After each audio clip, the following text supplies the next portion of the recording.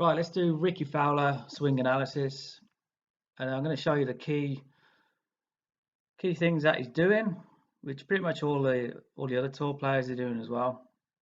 So I like to look from behind so you can get an idea of what's going on with this spine angle here, right? Because this is the controversial bit, but this is one of the most important things that you need to get right in your golf swing if you want to strike the ball solid. You know, it's the complete opposite of what you think you need to be doing or what you've been taught. So we can see spine angle there starts, it's fairly vertical, isn't it? 93.4 degrees, just tilted back away from the target slightly. And he's got a 7-iron in his hand there. So let's just draw that starting position of his spine angle. And then we're going to see what happens as he starts to move into the backswing. And we're going to see where his spine angle is at the top of his swing in relation to the starting point there. So keep an eye on that figure there. So he's tilted slightly away from the target. You know, that's normally because the right hand sits a little bit lower than the left, and it just puts that little bit of tilt in the spine and also a little bit of sort of tilt on the shoulder angle there. Right, keep an eye on that number, see which way it goes. What you're going to see from the off is it starts to reduce. So that's going down to about 86.5. No, it's not. It's going even lower than that. So go down to about 85, 84.9. Okay, so that's almost a full 10 degrees, isn't it? And if you sort of look at where he is now with his spine angle,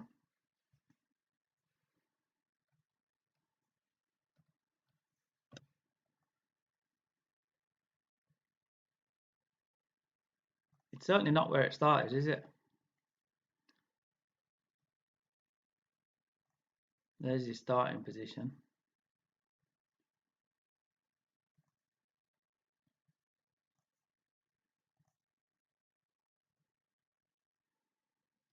So, you know, you tell me which way his spine has gone on the backswing. You know, that it's almost a full 10 degrees, isn't it? So it's proper like tilting, or what I call leaning in towards the target as he swings to the top of his backswing. And then we can see that again here. If I just draw a line up from the inside of his left heel, and then we go through it.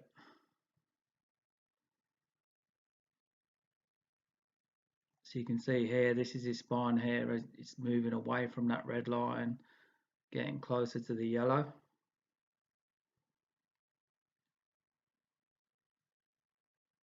There, he's got a little bit of a shift forwards. You can see he actually pushes his hips forwards before he transitions, and that's the other key move that you got to make. Because if you don't get your hips pushing forward, if the center of your pelvis, this part here, hasn't moved slightly forward at the starting position, that's where you're going to start coming over the top a little bit. But you can see as he's transitioning, he's pretty much got his back up against the inside of his left heel there. If there was a wall coming up from there straight up, you can see he's pretty much got his back into that. He's leaning into the shot before he's pulling that club down. And if you watched all the other videos that I've done, you know, showing you the other tour players as well, this sort of spine tilting action, what I call a reverse pivot, you know, anybody would call that a reverse pivot. We're seeing that in every single tour player, every single one to some degree. You know, some do it more than others. You know, Garcia, he does it a hell of a lot. Poulter, Fowler, you know, they're all doing it big time. Not just on an iron shot, but they're doing it on a driver as well.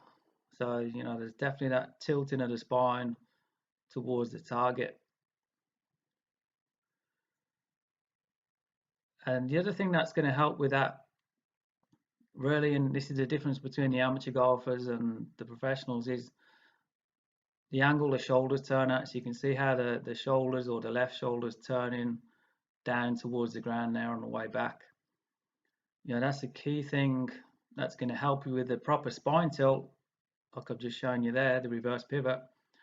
But also by having your shoulders turning down towards the ground at an angle is the key factor in helping you maintain your spine angle.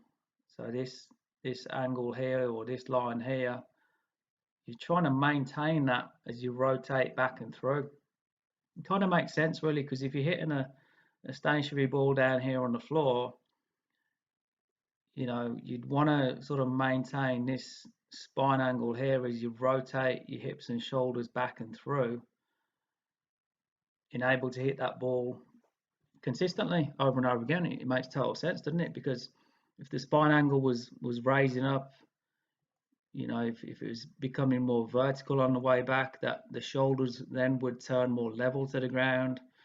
So you sort of coming up and off the shot, and you've got to correct yourself on the way down to get back to the ball, and that's what a lot of amateur golfers are tending to do, coming up out of the spine angle.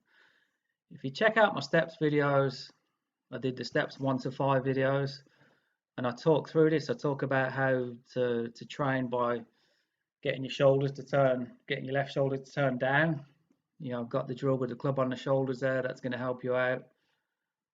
And there's plenty of good drills in there, and it's sort of backing up what I'm talking about in Ricky Fowler swing today as well.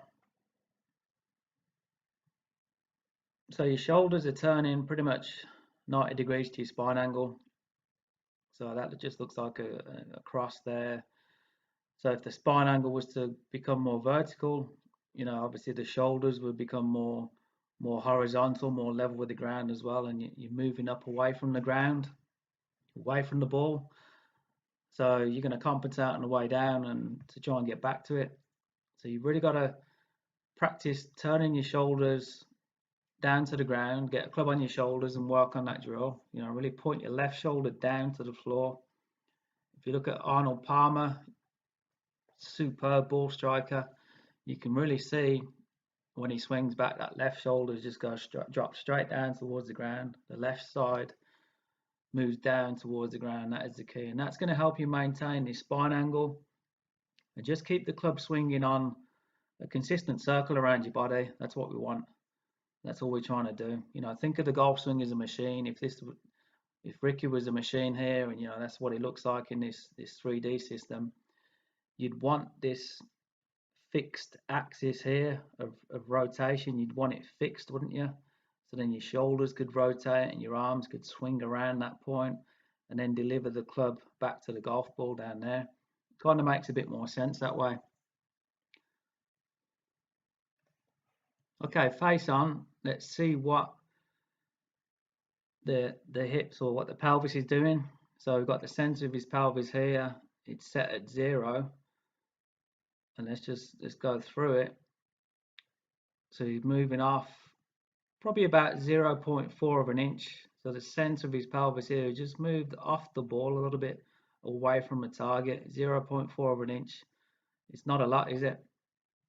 As he carries on up, that's going back down now. So we're down to 0.3, 2, 1.